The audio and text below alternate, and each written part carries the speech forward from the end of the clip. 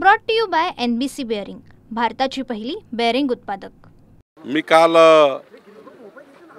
बुलढाणा जिल्ह्याच्या दौऱ्यावर असताना रात्री ही घटना मला कळली। आता सरळ बुलढाणा अमरावतीवरून इथे पोहोचलेलो आहो। पूर्ण तपासणी केली आहे आणि NMRDAच्या माध्यमातून, नागपूर विकास प्राधिकरणाच्या माध्यमातून जे या ठिकाणी डेव्हलपमेंट चालू आहे, या डेव्हलपमेंटमध्ये 3 महत्त्वाचे महाद्वार आहेत। एक मुख्य महाद्वार आहे, एक दुसरा महाद्वार आहे, तिसरा महाद्वार आहे। 151 फूट आपण बघितलं असाल की हनुमान मूर्तीचे बांधकाम सुरू आहे। तर या ठिकाणी फक्त तपासावं लागणार आहे की NMRDAने जे बांधकाम केलं आहे किंवा जे काही स्लॅब टाकताना कुठल्या सेंटरिंग, त्यांनी सांगितलं मला की सेंटरिंगमध्ये काहीतरी वेळेवर प्रॉब्लेम झाला, त्यामुळे बीम पडले। तर मला वाटतं याची चौकशी केली पाहिजे। मी स्वतः याची चौकशीची मागणी केली आहे आणि चौकशी करायला लागली आहे VRCच्या माध्यमातून, VNITच्या माध्यमातून, आणि कुठं नेमका प्रॉब्लेम झाला आहे। आणि इथली प्रोजेक्ट मॅनेजमेंट कन्सल्टन्सी आहे पुणेची, ती PMCची जबाबदारी आहे। आमचे NMRDAचे अधिकारी या ठिकाणी असतात, कॉन्ट्रॅक्टर जो आहे तो या ठिकाणी ज्यांनी काम घेतलं आहे ते, हे सर्व यांची चौकशी केली गेली पाहिजे। याची दखल मी घेतली आहे। चौकशी अंती जे काही रिपोर्ट येतील, उच्चस्तरीय चौकशी केली पाहिजे असे मी या ठिकाणी सांगितलं आहे। आणि पुढचे जे बांधकाम आहे ते सुद्धा त्या ठिकाणी चांगल्या क्वालिटीनी, म्हणजे VNITनेच, बाकी शेवटी या सर्व कामाला VNITचं अप्रुव्हल असतं। हे जे बांधकाम पूर्ण होऊन VNITचं अप्रुव्हल यांनी घेतलं का, किंवा कॉलम बीम करताना VNITचं अप्रुव्हल घेतलं का, हे तपासावं लागेल। तर निश्चितपणे याची चौकशी करू। चौकशीनंतर जो काही रिपोर्ट येईल त्यावर पुढची कारवाई करू। झालेल्या अपघातामध्ये जे लोक त्यांना घायल झाले किंवा जीवहानी झाली काय काही?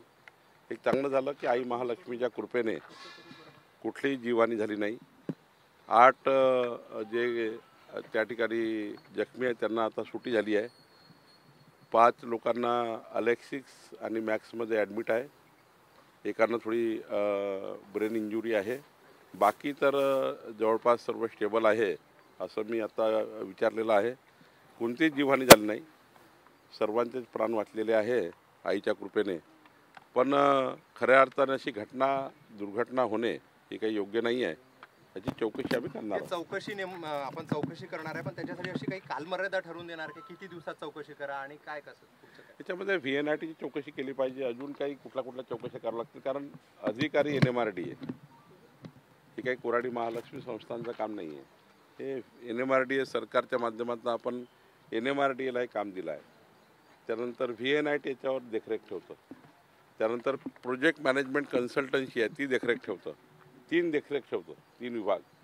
आणि त्यानंतर मग कॉन्ट्रॅक्टर काम करतं। आर्किटेक्ट डिझाईन फायनल करतात, इंजिनिअरिंग फायनल होतं। इतकं मोठं डिझाईन करतात, बघितलं असं मोठे गेटचं काम चालू आहे, हायवेला सुरू आहे, 2 गेटचं काम चालू आहे। नेमका इथेच हा का पडला, काय तिथे टेक्निकल चूक झाली आहे, हे जरा एकदा चेक करून मग त्याचा निर्णय, पण चौकशी महिन्याभरात केली पाहिजे आणि महिन्याभरात त्याचा रिपोर्ट मागू। प्रथम दर्शनी काही तुम्हाला त्याच्या चौकशी अंती निकृष्ट आहे की चांगला आहे की वाईट आहे हे नंतर ठरवता येईल। आपल्याला चौकशी याची केली गेली पाहिजे का, तर केली गेली पाहिजे, कारण 3 गेटचं काम चालू आहे। 2 गेट त्यांनी व्यवस्थित कास्ट केले आहे। 1 गेटला काय झालं, कुठले बीम चुकले, काय चुकले, नेमका काही स्पॅन चुकला का, किंवा काय झालं एकदा चेक करावं लागेल। डिझाईन चुकले काही चेक करावं लागेल। डिझाईन करताना स्ट्रक्चरल डिझाईन चुकली काय चेक करावं लागेल। मग डिझाईन जर बरोबर होती तर मग कास्टिंग बरोबर झालं नाही काही चेक करावं लागेल। खरं तर ह्या सर्व गोष्टी चेक करण्याच्या आहे, त्यामुळं महिनाभराच्या आत त्याची चौकशी करू। सर, ही जी घटना घडली त्याच्या मागे काहीतरी चूक झालीच असेल, ते चौकशांती पुढे येईल। पण ज्या BBG कंपनीला हे कॉन्ट्रॅक्ट दिलेलं आहे त्याच्याकडे हेच काम नाही तर भरपूर याच्या इतरही काम आहे, तर कुठेतरी त्या कामाला काही प्रतिबंध बसेल का, की काय नेमकं पुढच्या चौकशी केल्यानंतर शेवटी बाकी कामाचा या कामाचा काही संबंध नसतो। ज्या कामात हे झालं आहे, ज्या कामामध्ये या ठिकाणी हा ॲक्सिडेंट झाला आहे, हा जो मोठा दुर्घटना झाली आहे, या कामाचं चेकिंग केलं पाहिजे। बाकी इतर ठिकाणी कामं चालू असतील त्याचा याचा काही संबंध नाही. पण या ठिकाणी जे काम चालू आहे त्याची चौकशी मात्र ह्या घटनेची झाली पाहिजे. याकरता महिनाभराच्या काळामध्ये कंपनी, PMC, NMRDA आणि संबंधित सर्व आर्किटेक्ट, डिझाईन सर्वांची चौकशी आपण करणार आहोत. राजकीय प्रश्न संजय राऊत गंभीर आरोप करत आहेत की जे जगदीप धनखड उपराष्ट्रपती होते ते बेपत्ता करण्यात आले, त्यांना नजरकैदेत ठेवल्याचे गंभीर आरोप ते करतात. याबद्दल खरंच मला मी प्रवासामध्ये आहे आणि तुम्ही काही राजकीय सांगतात त्याबद्दल मी आज काही बघितलं नाही. कोण काय, संजय राऊत काय बोलले, कोण काय बोलले माहिती नाही. मी सरळ बुलढाण्यावरनं अमरावती, अकोला करत करत शेगाववरनं इकडं आलो आहे. त्यामुळे एकदा काय आरोप केलाय कोणी तपासून बघतो आणि मग बोलतो. महानगरपालिकेचे आयुक्त आहेत, त्यांनी एक आदेश काढला मास्क विक्री करून 15 ऑगस्टच्या दिवशी मास्क विक्री करू नये, त्याचा विरोधक म्हणतात. आदित्य ठाकरेंनी विरोध दर्शवलेला आहे. हे कोण होतात रोखणारे? स्वातंत्र्य दिनी लोकांचं स्वातंत्र्य हिरावलं जातं अशा पद्धतीत टीका केली. नाही, मला का त्यांनी आदेश काढला, कुठल्या आदेशाने काढला, कुठल्या अधिकारात काढला, कल्याण डोंबिवली कमिशनरनी असा आदेश, शेवटी कुठला कोड असतं, शेवटी महानगरपालिका चालवताना नियम कायदे बघतो आपण. कुठल्या नियमाने काढला, कोणी त्यांना निवेदन दिलं असं करायला, हे वगैरे चेक करावं लागेल. कल्याण डोंबिवली काय झालं एकदा मला चेक करावं लागेल. जखमीचा मी तेच सांगतो, मी आत्ता सरळ पोहोचलो आहे. मी काल बुलढाण्याला होतो, मग अकोला आणि अमरावतीवर सरळ या ठिकाणी आलो आहे. आता मी त्या ठिकाणी जे काही जखमी आहे त्यांना मदत झाली पाहिजे. जे डिस्चार्ज झाले आहेत त्यांनाही पुढच्या काळात त्यांची घरची परिस्थिती काय आहे त्यांना पूर्ण मदत केली गेली पाहिजे. याकरता मी आढावा घेणार आहे. सर्व NMRD आणि सर्व अधिकाऱ्याशी बसणार आहे आणि निश्चितपणे कोराडी महालक्ष्मी मंदिरात काम करताना कुठेही चूक होणार नाही याची काळजी मी पहिल्यापासून घेतली आहे. मी स्वतः उभं राहून काम करतो या ठिकाणी. यापूर्वी तुम्ही बघितलं असाल, इतकं मोठं संस्थान या ठिकाणी उभं झालं, कुठेही टाचणीभर चूक झाली नाही आणि या ठिकाणी कुठल्याही प्रकारचा कुठलाही भ्रष्टाचार सहन केला जात नाही. हा कोराडी महालक्ष्मीचा परिसर आहे. या ठिकाणी टाचणी आम्ही तपासतो आणि त्यामुळं ही घटना झाली ही दुर्दैवी आहे. या घटनेच्या जे जखमी आहेत त्यांना पूर्ण काळजी घेणे, त्यांना चांगल्या हॉस्पिटलाइज करणे, त्यांची परिवाराची काळजी घेणे ही सर्व जबाबदारी NMRD आणि सरकारची आहे. तरी आम्ही महालक्ष्मी मंदिराकडनं काही मदत करता येईल तेही आम्ही करू आणि सरकारची मदत जी देता येईल तेही देऊ.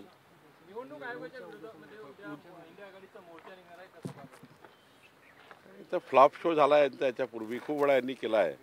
मला वाटतं ही खूप जुनी पिक्चर झाली आहे.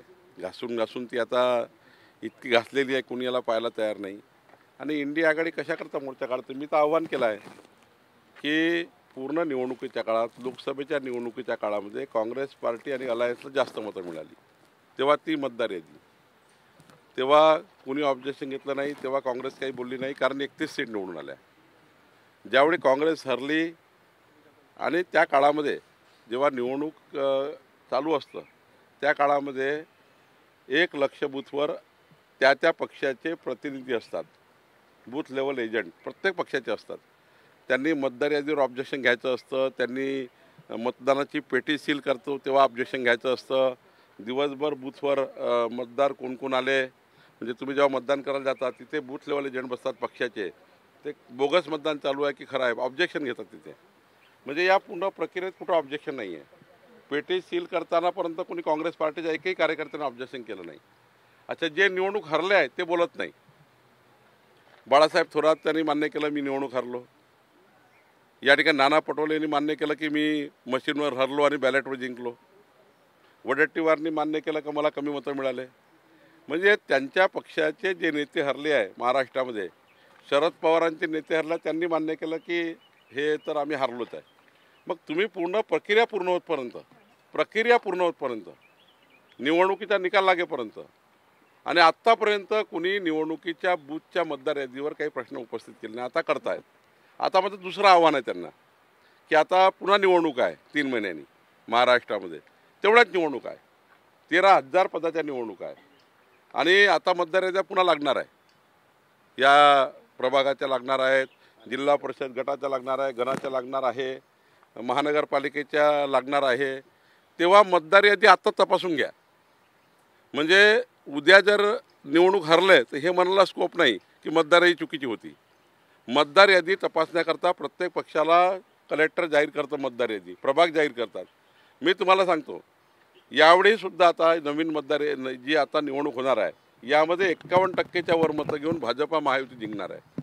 मग पुन्हा हे म्हणतील की मतदार चुकीची होती. आता माझं आव्हान आहे, पुन्हा एकदा चेक करून घ्या. हे चेक करणार नाही, हे निवडणुकीत पराभव होणार आहे माहिती आहे म्हणून हा नौटंकी करतात.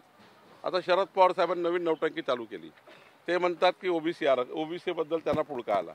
आता मला सांगा, माननीय शरद पवार साहेब 40 वर्ष मुख्यमंत्र्यापासून अनेक मंत्रिपदं, दिल्लीपासून गल्लीपर्यंत 60 वर्ष सरकार चालवली.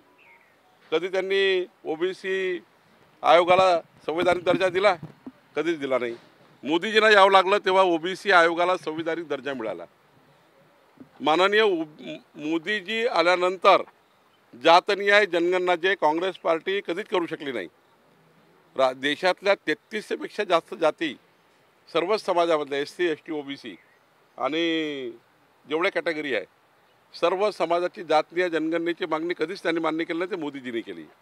महाराष्ट्रामध्ये OBC मंत्रालय कधीच शरद पवारने सुरू केलं नाही, ते सुरू केलं देवेंद्र फडणवीसजींनी. या महाराष्ट्रामध्ये OBC आरक्षण जेव्हा गेलं, या महाराष्ट्रामधनं निवडणुकीमधून या जिल्हा परिषदच्या स्थानिक स्वराज्य संस्थेच्या, कधी शरद पवार साहेबांनी त्याला सपोर्ट केला नाही. उलट देवेंद्र फडणवीसांना यावं लागलं. त्यांनी सुप्रीम कोर्टामध्ये ॲफिडेविट दिले. आपल्या सरकारने, आमच्या सरकारने 27% OBC आरक्षण कसं बरोबर आहे OBCचं 18 पगड जातीचं हे मांडलं म्हणून निवडणुका सुरू आता लागल्या. नाहीतर निवडणुका 5 वर्ष अटकल्या होत्या. उद्धव ठाकरे सरकार होतं 2.5 वर्ष. OBC समाजाचं 27% आरक्षण हे योग्य आहे का नाही हे मांडण्यासुद्धा यांना वेळ नव्हता. ते देवेंद्र फडणवीस सरकारने करावं लागलं. OBC समाजाकरता 18 समाज म्हणजे 18 पगड जातीकरता जे महामंडळ झाले OBC मंत्रालयाकडनं, ते आमच्या सरकारला झाले. एकही शरद पवार साहेबाच्या सरकारमधलं नाही आहे. म्हणजे नावी समाजाकरता नाही, माळी समाजाकरता नाही, कुणबी समाजाकरता नाही, तेली समाजाकरता नाही, धोबी समाजाकरता नाही. सर्व महामंडळं आणि आर्थिक महामंडळं हे सर्व देवेंद्र फडणवीस सरकारने केलं. आणि आत्ता त्यांना निवडणुकीमध्ये पुळका आला या स्थानिक स्वराज्य संस्थेच्या, की आता OBC समाज ना कधी शरद पवार साहेब यांनी ना कधी OBC समाजाचं भलं केलं, ना कधी मराठा समाजाचं भलं केलं. मराठा समाजाला आपसात भांडवत ठेवलं. आज मराठा समाजाला जे काही त्या ठिकाणी वाव आहे तो देवेंद्र फडणवीस सरकारच्या काळात मराठा समाजाचं आर्थिक आणि सामाजिक सर्वेक्षण देवेंद्र फडणवीस सरकारने केलं. म्हणजे ना मराठा समाजाला कधी न्याय दिला, ना OBC समाजाला कधी न्याय दिला. आता नौटंकी चालू केलं आहे. त्यामुळे हे नौटंकीबाज आहे. यांना निवडणुकी आला का यांचा नौटंकी चालू होते, निवडणूक संपली घरी बसतात. आणि त्यामुळं OBC आरक्षण असो की निवडणूक आयोग असो, यांना फक्त निवडणुकीचं राजकारण करायचं आहे. आम्हाला मात्र समाजाच्या शेवटच्या गरीब माणसाच्या कल्याणाच्या आमचा अजेंडा आम्हाला पूर्ण करायचा आहे. विकसित भारताचा अजेंडा माननीय मोदीजींनी घेतलेला आहे. विकसित महाराष्ट्राचा अजेंडा फडणवीसजींनी घेतलेला आहे. आम्ही आपल्या अजेंड्यावर काम करतो आहे आणि आम्हाला यांच्या कुठल्या आंदोलनाला काही फरक पडत नाही. ना आयोगाच्या आंदोलनाला फरक पडत नाही, ना या ठिकाणी OBC आंदोलनाला फरक पडत नाही. कारण OBCला आणि मराठा समाजाला न्याय द्यायचं काम हे देवेंद्र फडणवीस सरकारने केलं आहे. म्हणजे संजय राऊतांनी म्हटलंय काही एक भाकीत केलं संजय राऊतांनी की एकनाथ शिंदे जम्मू काश्मीरचे राज्यपाल होतील, ते कायम जम्मू काश्मीरच्या दौऱ्यावर असतात. नाही, मला संजय राऊत काय बोलले याच्याबद्दल काही माहिती नाही आणि त्यांनी त्याचं उत्तर काय मी द्यावं हे काही बंधनकारक नाही आहे. एकनाथ शिंदे साहेबाशी बोलले आहेत, एकनाथ शिंदे साहेब योग्य उत्तर देतील. सर हिंदी में जानना चाहेंगे, कल यहाँ जो दुर्घटना हुई कितने लोगों को हताहत हुई, क्या हुआ, आपने मुआयना किया? 17 से 18 जो यहाँ पे काम करने वाले एक क्लास 3 क्लास 4 का वर्ग था, उनके दुर्घटना में चोट लगी है. 8 लोगों को डिस्चार्ज किया गया. 5 लोग अभी अलेक्सिस और मैक्स में हैं, जिसमें से एक को थोड़ा ब्रेन इंजरी है. बाकी तो माताजी की कृपा से किसी को कुछ नहीं हुआ है. ये माताजी को मैं उनका चरण छूकर स्पर्श करके धन्यवाद व्यक्त करता हूँ. लेकिन जिस प्रकार से इतना बड़ा यहाँ कंस्ट्रक्शन चल रहा है, कहीं चूक नहीं हुई है. 151 फीट की हनुमान जी की मूर्ति बन रही है, आप जाके देखेंगे वहाँ कहीं चूक नहीं दिख रही है. 2 बड़े-बड़े 3 बड़े-बड़े गेट बने हैं, वहाँ कहीं चूक नहीं हुई है. लेकिन यहाँ पर जो हुआ है वो कहाँ बीम में प्रॉब्लम हुआ, कॉलम में प्रॉब्लम हुआ, कि स्लैब में प्रॉब्लम हुआ, कि सेंटरिंग में कुछ हुआ, ये ज़रा इंक्वायरी का इशू है. VNIT और बड़ी बड़ी संस्थाएं हैं उनसे इंक्वायरी करेंगे। 30 दिन में इंक्वायरी रिपोर्ट आएगा और निश्चित रूप से जो दोषी होगा, क्योंकि इसमें NMRDA काम कर रही है, कुराड़ी संस्थान काम नहीं कर रहा है, कुराड़ी मंदिर ये काम नहीं करती क्योंकि गवर्नमेंट का काम है। तो NMRDA काम करती है, उसके ऊपर VNIT चेक करती है, उसके ऊपर प्रोजेक्ट मैनेजमेंट कंसल्टेंसी देखती है, कॉन्ट्रैक्टर के इंजीनियर देखते हैं, NMRDA के इंजीनियर देखते हैं, 5-6 लोग चेक करते हैं, उसके बाद ही ये बांधकाम होता है। तो 5-6 टीम जब चेक कर रही है NMRDA से लेके VNIT तक, तो यहाँ क्या हुआ है, क्यों हुआ है और किस कारण से हुआ है, इसका इंक्वायरी हम करेंगे। महीने भर के अंदर इंक्वायरी करेंगे और जो दोषी है उसके ऊपर भी कार्रवाई करेंगे। कॉन्ट्रैक्टर की गलती होगी तो उसको डिस्क्वालीफाई करेंगे, PMC की गलती होगी तो PMC को निकाल देंगे और जिसका गलती होगा उसके ऊपर कार्रवाई होगी। जो यहाँ पर जिनका एक्सीडेंट हुआ है उनको संभालने का काम हम कर रहे हैं। मंदिर संस्थान से भी उनको हेल्प करेंगे और जो NMRDA है वो भी उनका पूरा इलाज करेगी। उनके आज तक जब तक इलाज चलता है तब तक उनका पेमेंट है, उनके परिवार की मदद है, सब कुछ करेगी NMRDA और सरकार भी करेगी। मैं आज पालक मंत्री करके आप यहाँ पर चेक करने आया हूँ, क्योंकि मैं जब दुर्घटना हुई तब मैं बुल्ढाना में था। बुल्ढाना से प्रवास करके मैं शेगांव अकोला होते हुए सीधा यहाँ आया हूँ। लेकिन पूरी इंक्वायरी करना ये मेरी जवाबदारी है, क्योंकि जो पूरा जो बांधकाम चल रहा है ये मेरे देखरेखता में चल रहा है। एक एक चीज़ को मैं खुद देखता हूँ। लेकिन मैं ज़रा प्रवास पे था और ये स्लैब जो हुआ है इसका मैं इंक्वायरी निश्चित करूँगा, क्योंकि कुराड़ी महालक्ष्मी मंदिर में कोई भी चीज़ बनती है तो वो क्वालिटी की बनी है और यहाँ क्या चूक हुई है ये हम देखेंगे। चुनाव आयोग ने एक बार फिर सख्ती से दोहराया, राहुल गांधी या तो नियमों के अनुसार डिक्लेरेशन दे या फिर अपने झूठे आरोपों को वापस मांगे और देश से माफी मांगे। चुनाव आयोग ने एक बार फिर सख्ती से दोहराया, राहुल गांधी या तो नियमों के अनुसार डिक्लेरेशन दे या फिर अपने झूठे आरोपों के लिए देश से माफी मांगे। मैंने अगर चुनाव आयोग की बात की तो लोग बोलेंगे चुनाव आयोग के वकील बावनकुले बन गए, ऐसा बोलेंगे। लेकिन ये बात सही है कि बार बार चुनाव आयोग राहुल गांधी के हर जवाब का उत्तर दे चुका है। ये सारे 140 करोड़ जनता ने देखा है। उसके बावजूद भी बचकाना हरकत राहुल गांधी कर रहे हैं। केवल अपनी पार्टी बचाने के लिए चुनाव आयोग को कटघरे में खड़ा कर रहे हैं, खुद की पार्टी बचाने के लिए। उनकी पार्टी डूब गई है खुद के विजन से। ना उनको देश की कुछ परिस्थिति मालूम है, ना देश के हालात मालूम है, कोई राज्य का उनको कोई लेना देना नहीं है। देश के जनता को क्या कैसा लेके जाना आगे वो नहीं मालूम, विकसित भारत कैसा हो ये नहीं मालूम, कुछ भी नहीं उनको समझना है। समझना है कि राजनीति अपनी पार्टी बचाने के लिए चुनाव आयोग को कटघरे में खड़ा करो, अपनी पार्टी बचाने के लिए उनको हाई कोर्ट को सुप्रीम कोर्ट को कटघरे में खड़ा करना है। सभी जितने भी संविधान से महामानव डॉक्टर बाबा साहेब आम्बेडकर जी ने जो संविधान से जो संस्थाएं बनाई हैं सबको बदनाम करना है और अपनी राजनीतिक रोटियां सेकनी है।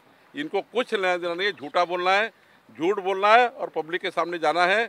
इनको पूरा जनमत इनके पास से चले गया है, इनकी जमीन खिसक गई है, इनके पास कुछ बचा नहीं है, इसलिए बचकाना हरकत कर रहे हैं। Thank you sir. Brought to you by NBC bearing, भारताची पहिली बेअरिंग उत्पादक।